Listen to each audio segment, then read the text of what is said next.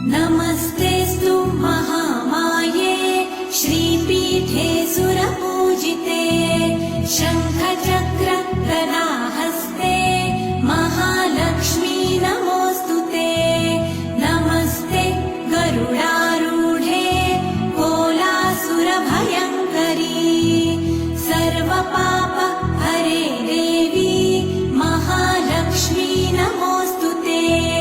महादेव्यै च विद्महे विष्णुपत्न्यै च धीमहि तन्नो लक्ष्मी प्रचोदयात्।